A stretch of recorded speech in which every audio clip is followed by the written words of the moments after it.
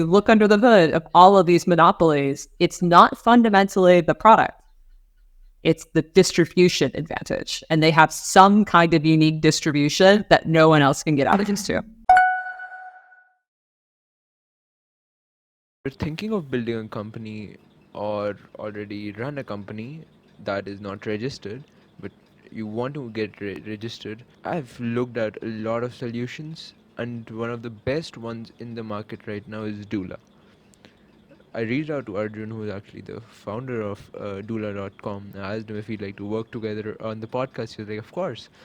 Doula is sort of a platform that helps founders and businesses form and manage US companies, regardless of where they live. If someone is living in India, for example, and wants to start a company and get it registered in the US, he or she can do it by using Doula.com. Doula helps in forming the company. It can be an LLC, C Corp, or you name it. Doula offers a US address and a bank account to users, which can allow you to conduct business transactions that you can receive and send payments no matter where you live in the world from the United States. And other than that, they also provide tax consultation to the users, which is an incredible feature. And Doula simplifies the process of establishing and managing a US company, and especially for founders that are not in the US. And regardless of where they live, you can get your company registered with Doula.com. To check out Doula, go to doula.com/exerton. That is DOOLA.com/EXERTON. Amanda, how are you? Hope you're doing well. Doing great. I'm so glad we got the chance to do this. This has been some making for quite some time. And before we begin, let's just start with who's Amanda. Who are you? I am the founder and CEO of a company called Galleon. It is a United States real estate marketplace at the moment, but what we're really doing is setting the table to introduce a way for people to transact their own homes via software rather than using a real estate agent per se. We think that the future fundamentally for everything is decentralized, and the real estate industry in the United States has been centralized for a long period of time. We think that there is a future for direct peer-to-peer transactions. But like the first thing, even when I was researching for this, and even when I see what you guys are building, real estate sort of is such a legacy kind of industry that does have revolutionary sort of changes ever so often. Like it's not like something launches and completely changes how it works. So how is it solving such a legacy oldish industries different from solving an industry that's sort of hyped up like AI or something, crypto AI, something like that? Actually, it's a good question. One of the things that we have as a headwind, if you will, is that it's sort of an overlooked industry as far as investment is concerned. Everybody wants to invest in every additional like AI layer on ChatGPT company, right? But I think that kind of philosophy is sort of an optimization of something that might not necessarily be a problem in the first place. Like you're creating solutions and investing a lot of, if you're a founder or a startup person, like you're investing a ton of your time. Your time is much more valuable than money. You're investing much of your time into something that is a solution for maybe a non-existent problem. I wanted to take the opposite approach and actually tackle something that is a real problem. In the United States, the commission rate has been the same since 1940, 6%. The difference is that the average home price is $430,000 now, and it had been in 1940 something like $1,200. So, we've got this complete hockey stick, if you will, movement in both the cost of homes and the resultant commission rate to real estate agents that makes already very difficult to transact because it's so expensive homes that much more expensive. And frankly, it's a little bit silly that, in the 80s, you had to pick up a phone to call a guy to eventually place an order for securities. But we have Robinhood now. Like you can transact for free on your phone while waiting for coffee. It used to have to call a travel agent to book a trip. now you've long, like for 20 years, had Expedia and all of the other companies in that category. But real estate's pretty stuck, and it's been stuck for a long time. Why do you think our industry is stuck? A lot of them are. What do you think is the main reason that keeps them stuck? Usually, there I would say are probably 2 or 3 reasons behind most of them. The most common is that there is a lot of regulation and a lot of law. Whenever you have a highly regulated industry, and everything in consumer finance, real estate, anything that's transactional in nature will have a lot of regulation around it. So it requires more time, more investment, and then a very deep understanding of those regulatory environments. I often say that in the United States, you can look overseas and see the future because the US is so regulated.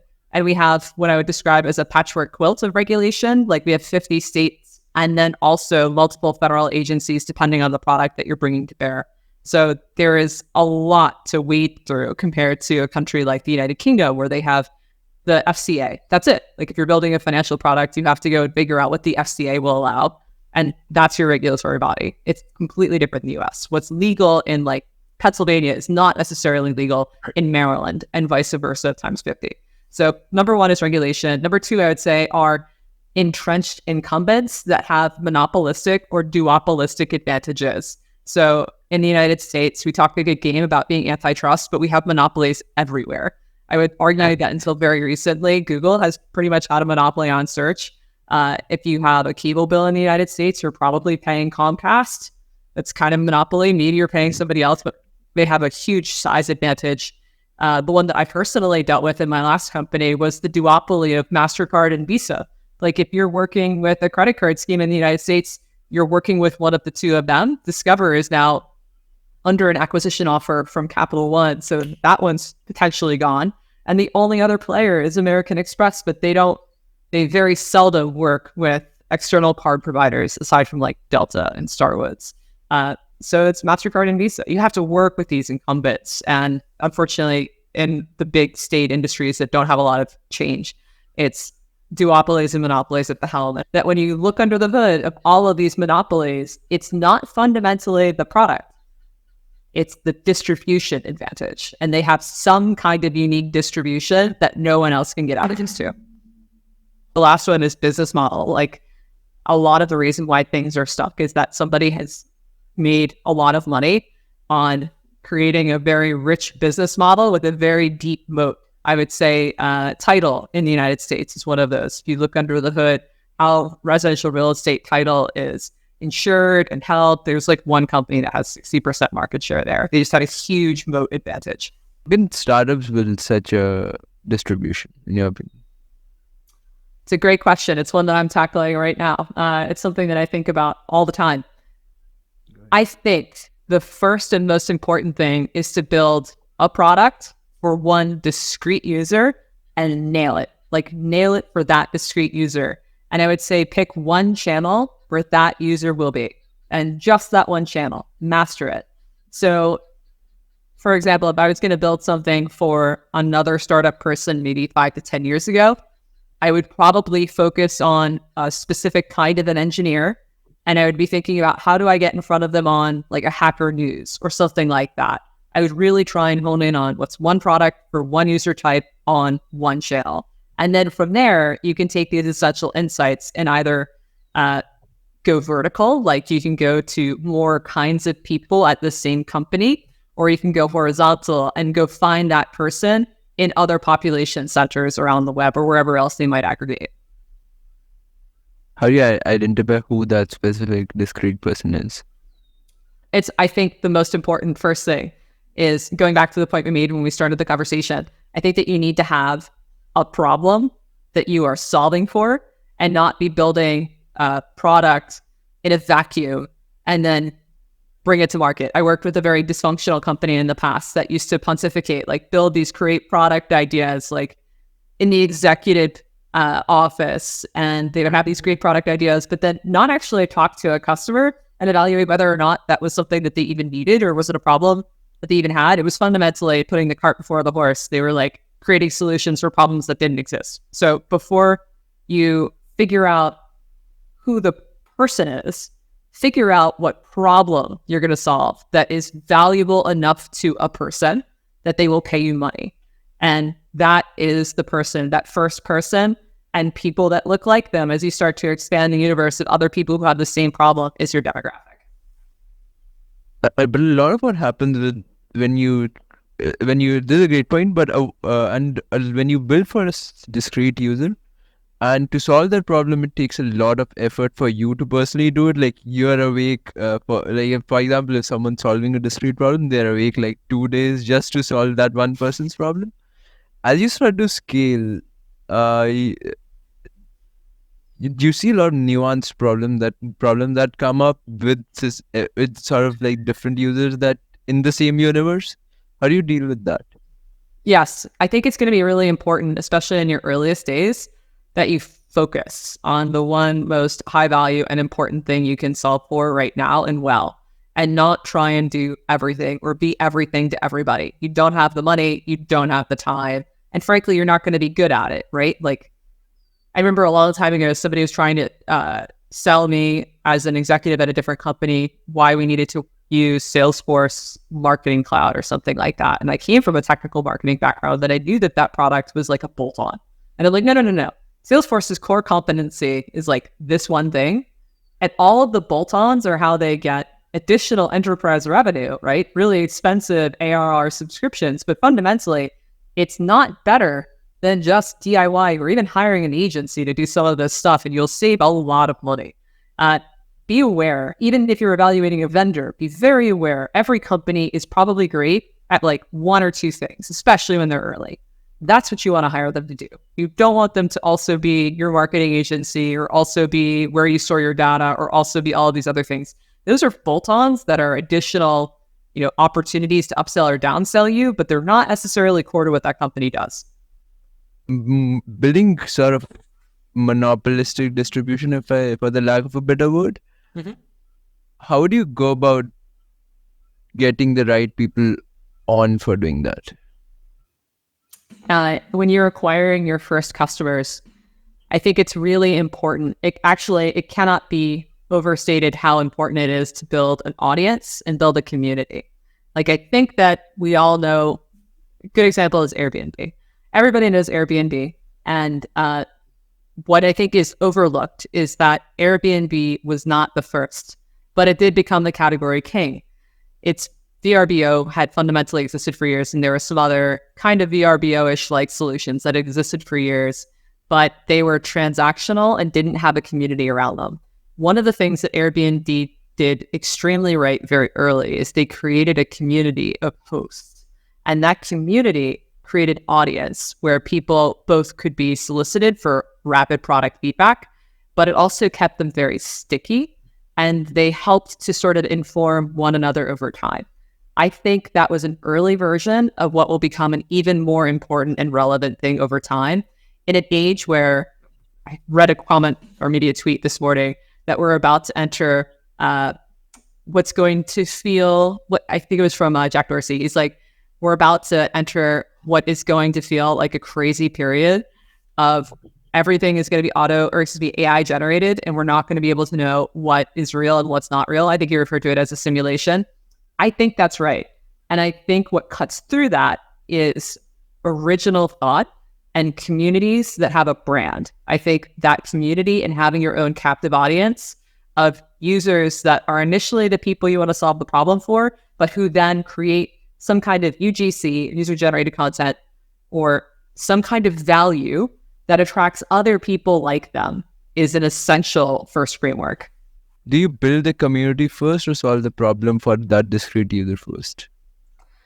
That's a good question. I think that you can go about either way. Like, I think that there's definitely been a number of startups or companies built on the back of somebody that had a Facebook group. And that's been demonstrated many times. Better example is, think about all of the different kinds of companies that have begun on the back of what previously were just categories on Craigslist. Like, that's spawned multiple multi-billion-dollar companies.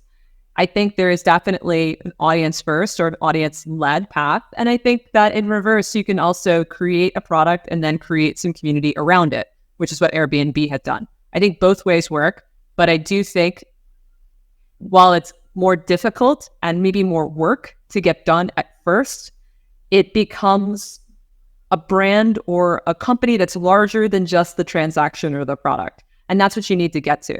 In the same way that you can see lots of retailers that are now moving into experiential stores, or they're actually building out hotels. I think Mercedes-Benz has a hotel. Ralph Lauren has a coffee shops in New York and Paris, probably elsewhere. And, I think that we're starting to get into this place where a brand becomes an experience at least as much as it becomes the products that you actually, or services you buy from it. This is something I think about a lot, and I want to get on. I want to talk about the multiple billion-dollar company spawned from Craigslist. Yeah. Why do people consider moving from Craigslist or that very esoteric channel for that problem, and using a specific thing that the person who's solving that problem makes? So it's like, why use the product rather than that Craigslist channel? It's solving either both of them are solving the problem. So why would someone switch? That's a good question. I think that Craigslist solved a shallow problem for a lot of people in a lot of different parts of the world. And they did so capably with an extraordinarily small company. I don't know if you know this, but I think Craigslist has one, it's privately held. I think it's under 50 people. And if I remember right, the revenue per employee is like 25 million or something ridiculous. It's crazy. It's crazy efficient capital-wise. But because they had to cover so much ground to sort of build the internet's classified board, they didn't have the ability to go deep on any of these individual line items.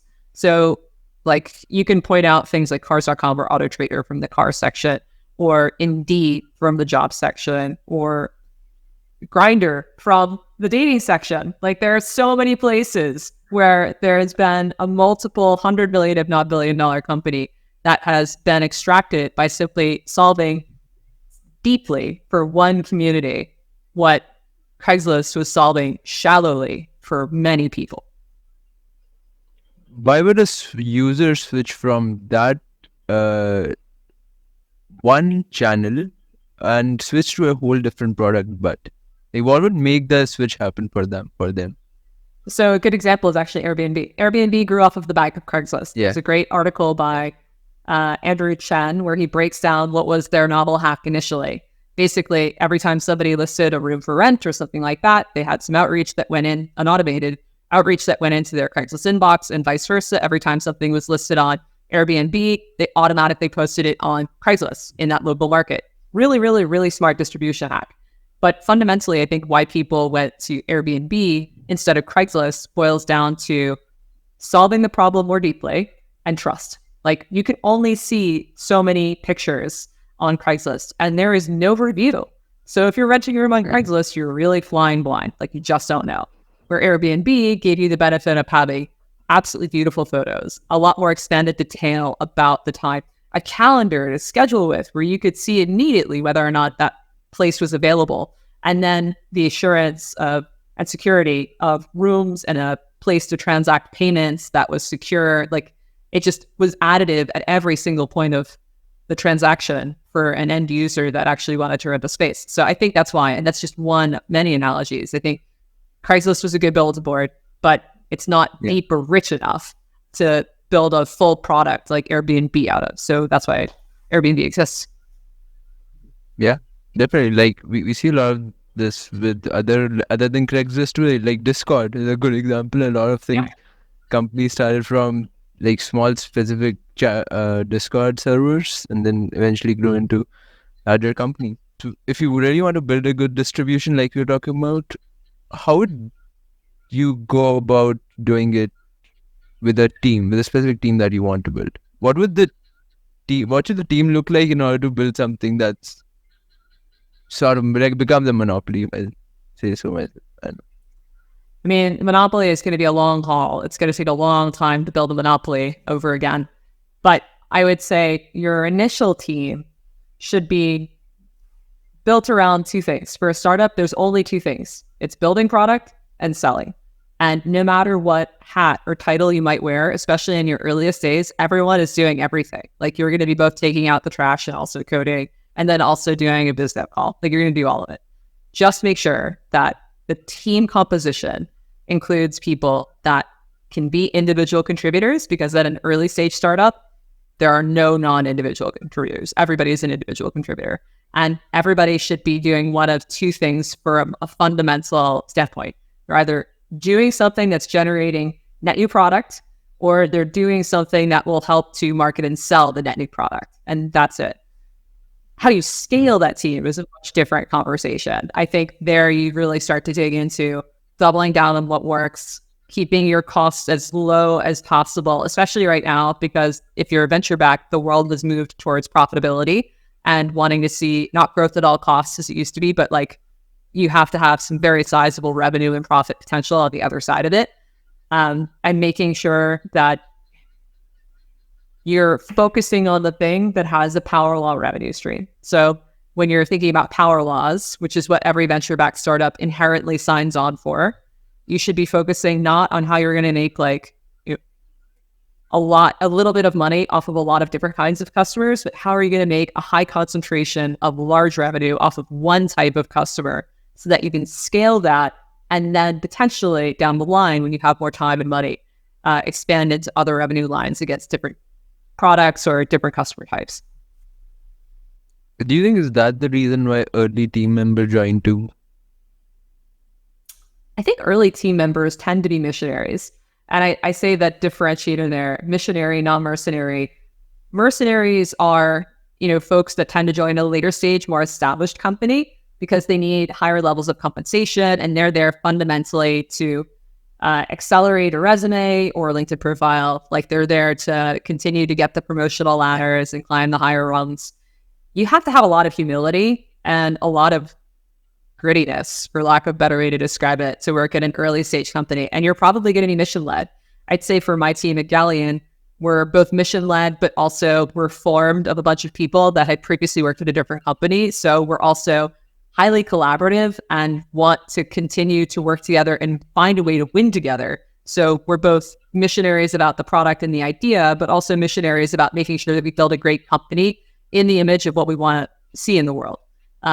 That's the kind of person you want to have on your team as an early stage startup, because stuff's going to break. Like today we had some disaster in CR comms. Stuff's going to break. Things are going to go wrong. Servers are going to die. And it's going to be like Sunday at 8 p.m. That all is going to happen. You need to have people that are not, you need people that aren't going to walk past something that's broken. You need people that are going to be like, no worries, like I've got this, or who solve the problem and then let you know they solved the problem. You don't need people that need to be directed on what to do at this stage. How do you know if someone has to be directed to do something on the stage, or if someone is really not gonna like leave the problem halfway through? I think that you're looking for a high agency person. And I think that if you do a thorough job on your interview and profiling, you should be able to sort that out. You'll know a high agency person will be the kind of person who takes initiative and has a demonstrated history of taking initiative and doing things. Like, good example is someone who in your interview process you learn actually like put together the event for the company, because even though that wasn't their job, they were the best person at that particular skill. And, their real job was, I don't know, project management or something else.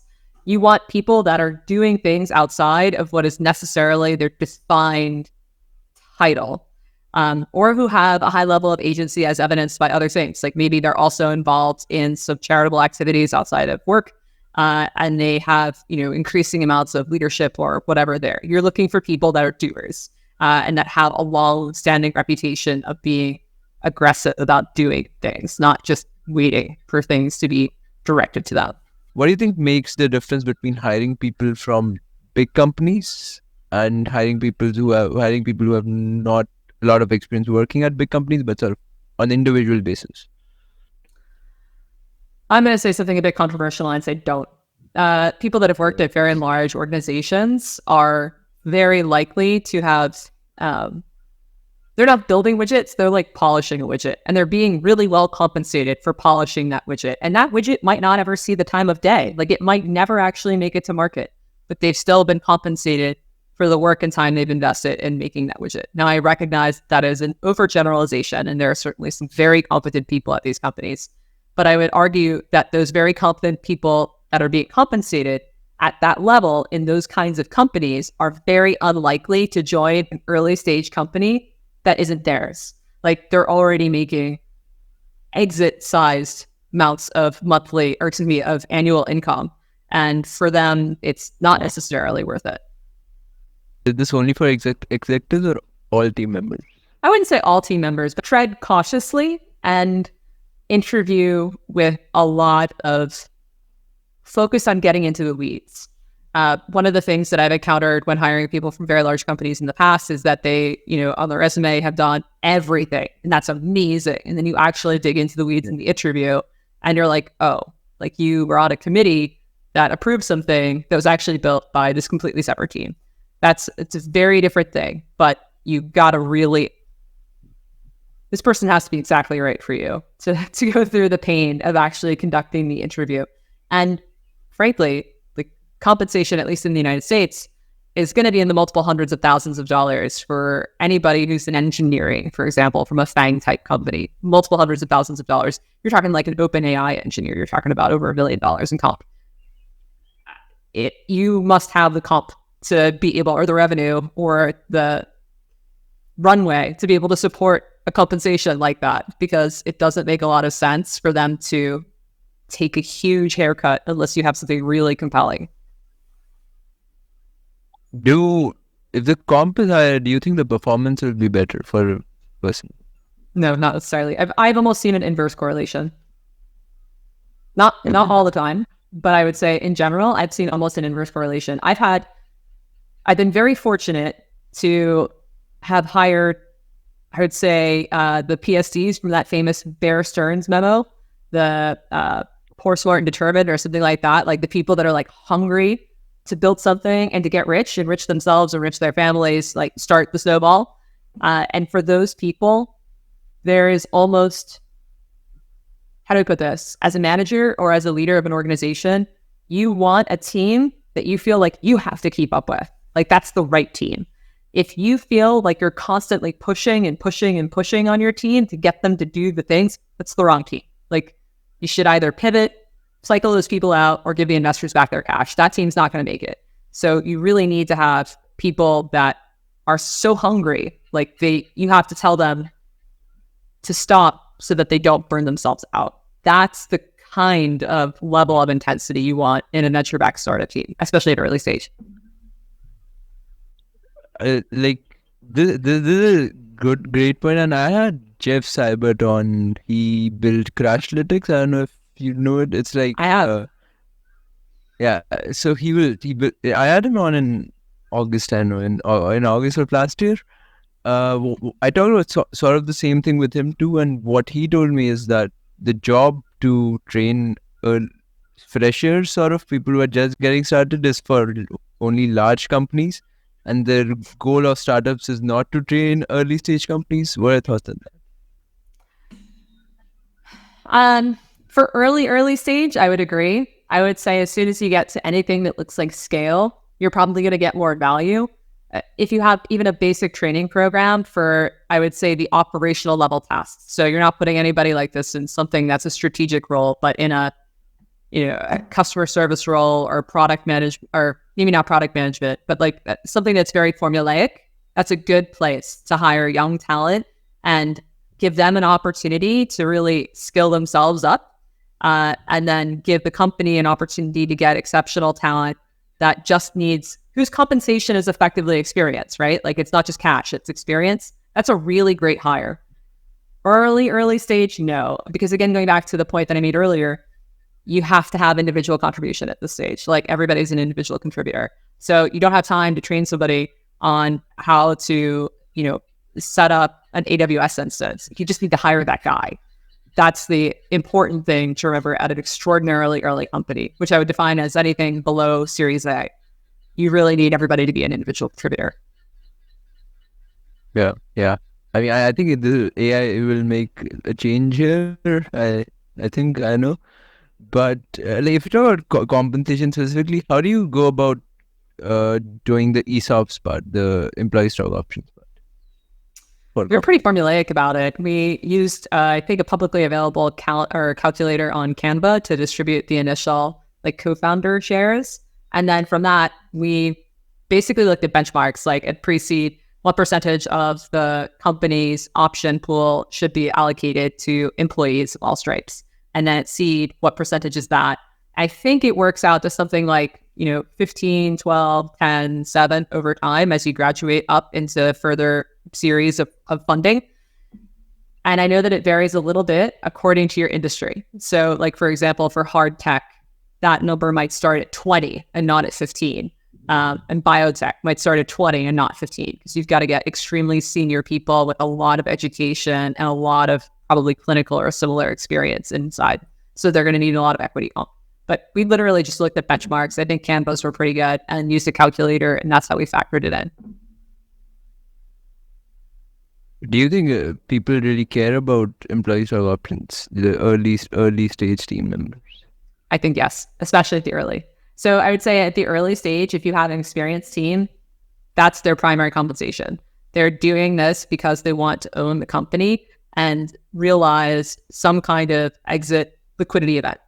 That's the primary form of compensation. And then far secondarily is the cash and the benefits, or like a 401k match. That stuff is nice, but it's not why they're there. I think as your company matures, having worked at scale ups in the past, the equity compensation is less important to everybody. It will actually become more important to your most senior hires, because they want to make sure that they're being compensated for the extraordinary expertise they bring in at a rate commensurate with what they're bringing to the firm. So those guys are going to argue pretty hard for more equity. But at that point, you should have enough value in the options that a little bit by a percentage is a very large sum. So it's just a different game. How do you think do the people that join you very early, like before? I think I'll say before you're even seed or pre-seed. I'd say, uh, how, would they care about the equity stock option that you have, because you don't have a lot of on paper value then, and everything sort of still in the building mode. So what do you think about Yeah, they definitely care about it. Like if we were just offering cash compensation, we wouldn't be able to hire the kind of talent that we needed to actually produce this product, because we don't have enough cash in the bank from a runway perspective to get the kind of talent we need to put this together. So I think that absolutely options value, even at a pre-seed, matters a lot, because it's an ownership stake in a business. how do your like team members they think about incentives? Is it mm, how much of it would you say is mission versus mercenary? But being mercenary, which is not a bad thing. I mean, people treat it as a bad thing, but being mercenary is not a bad thing. But I would say the early stage team is definitely full of missionaries. In the previous roles where I've been at a later stage company or a company that was just large and established in its category, definitely more mercenaries. The missionaries are the people that are going to kind of slog it out for equity right now. I think later stage companies, they're there for a different reason. They're there either for purely like cash annualized income and bonuses potentially, but they're also there to like build a professional reputation. A lot of the stuff that you do in an early stage team, even if you're not the founder or CEO, is just not something that's going to make it to LinkedIn. Like it's not cool to say that you're also the person that coordinated the offsite, but it's actually very valuable. Like you're going to end up learning a lot. It becomes a very transferable set of skills to any other early stage company, including one you might found later. And at least on my team, I've got at least one person and probably two that are actually interested in being a part of this journey because they want to become founders themselves one day. And they're going to get a lot of that experience right now without having to also be the person that's raising the capital and hiring the engineers and putting together, the distribution plan or whatever. can you like in regard to the people that might want to build a company later, when you get those people on board, uh, can you make a team sort of a culture, a team lot of team members, can you make them grow from mercenary to missionary? I think that's hard. I think that's much harder. I don't know that it's impossible. It's definitely not something that I've experienced successfully in the past. How would you, if you were to, how would you go about doing that?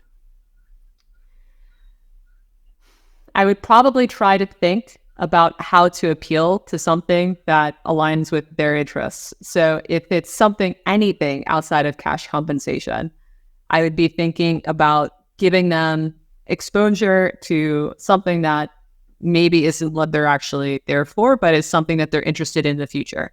So a few companies back, I made it a habit of trying to get the youngest and most junior person in the room or in the company, in my department, to be in the room where it happened, like to actually have a seat at the table, even if not to decide, to hear how the decisions were being made. Because I knew that for him, understanding the fuller context of why the work might be coming down, I knew that I could give him the ability to be in the room where it happens. And if I wasn't there to open that door for him, he wouldn't get in there for many years, right?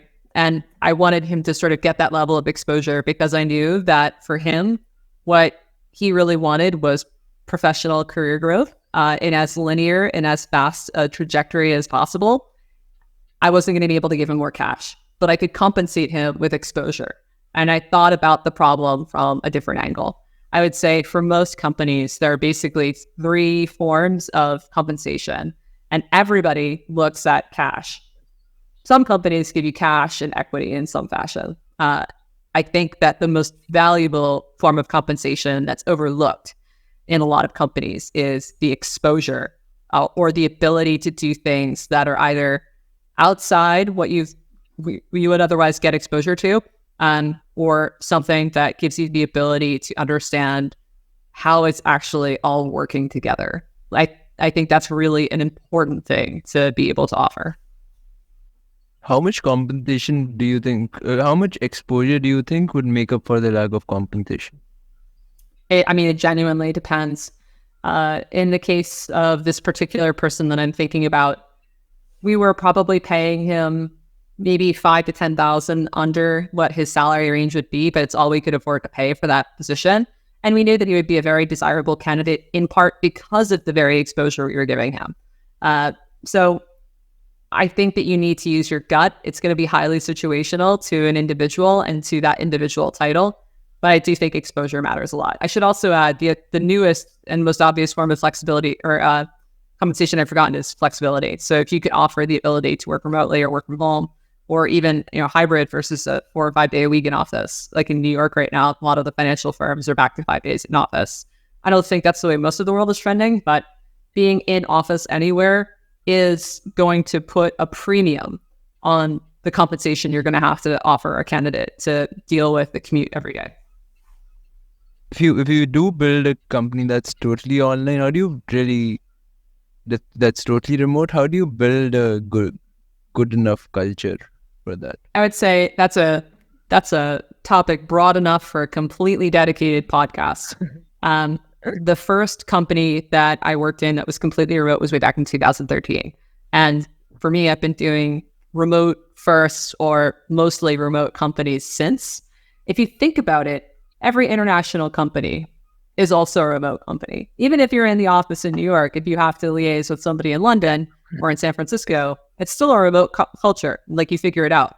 I think that the key is over communicating almost.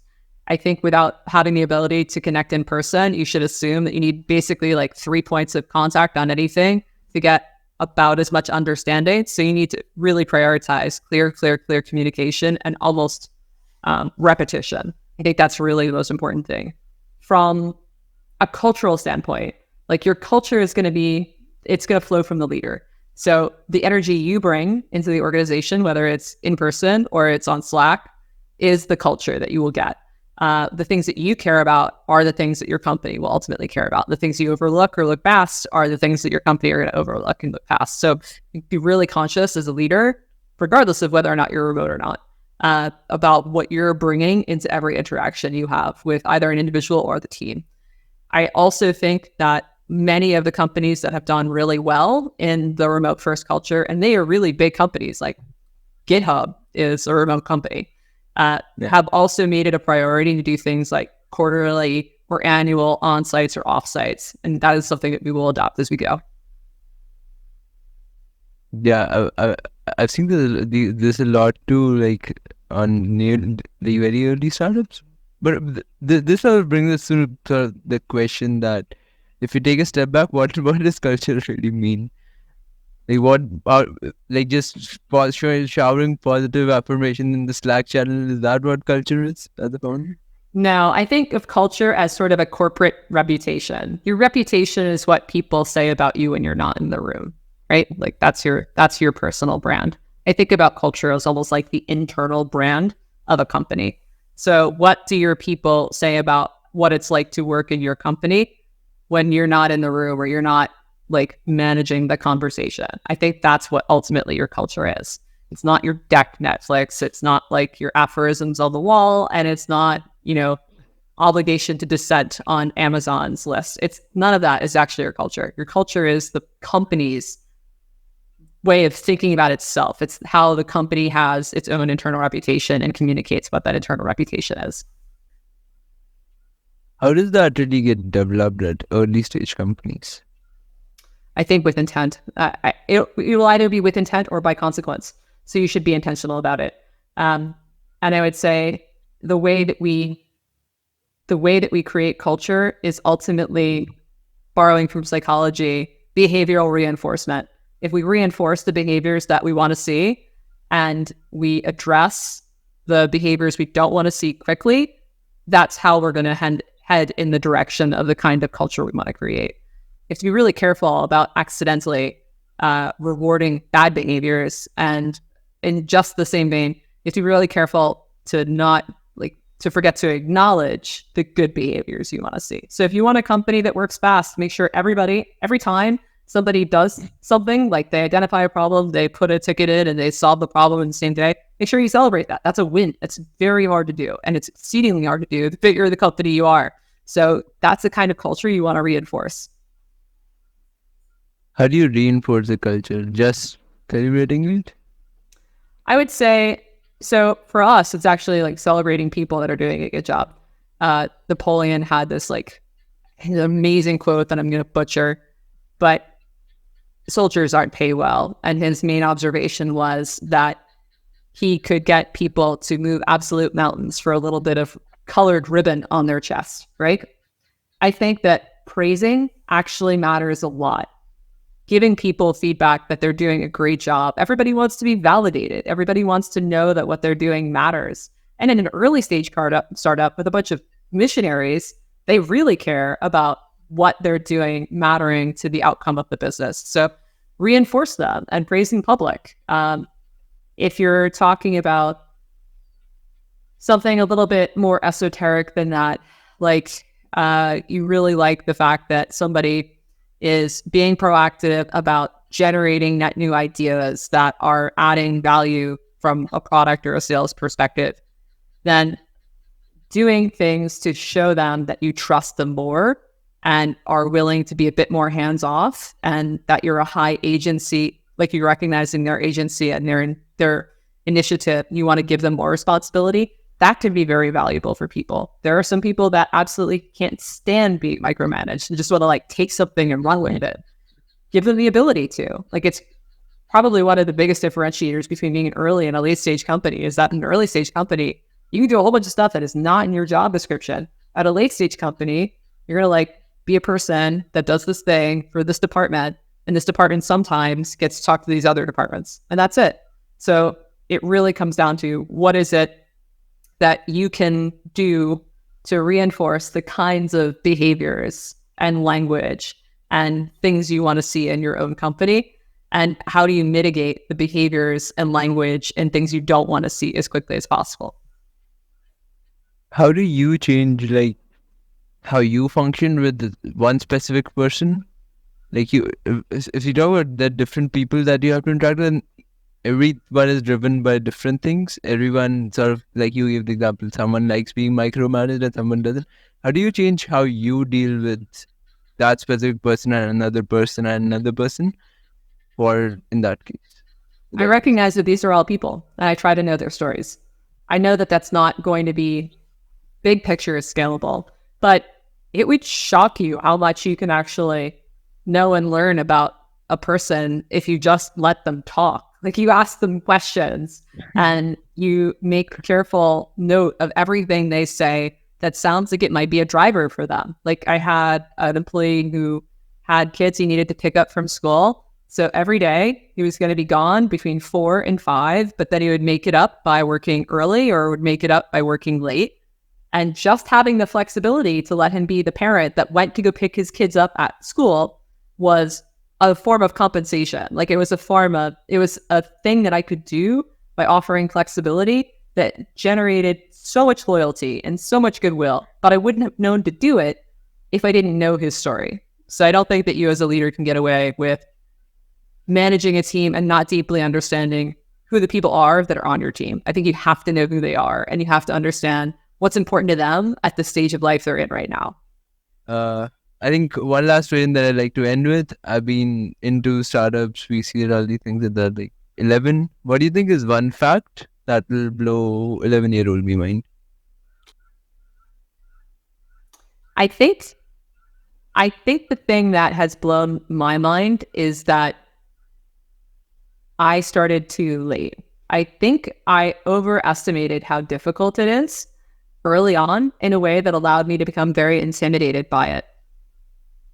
What would blow you away is that the more people you know that are high-level founders, venture or not, or high-level operators in whatever their field is, or venture capital, what would blow you away is that they are all people who are making it up as they go. There is no man behind the green curtain. Nobody has all the answers. Everybody is just trying to figure it out. So the thing that I would encourage people to do is to create a feedback loop for yourself. Like, try something, understand, like, measure its performance, and then iterate from that and create that iterative feedback loop for yourself. Whatever it is you're building, as quickly as possible. Don't be intimidated and don't wait. There's no reason to, because I promise you, there is almost nothing that I or anybody else in like a founder or VC seat knows about what it is that you want to do that you're not going to know better. We're all just making it up as we go. That blew 15-year-old me mind, and I'm so glad we got the chance to do this. I learned a lot from this one, and I think that's it from my side. Anything you'd like to say? Thank you for having me, and thank you for giving me the opportunity to share a little bit.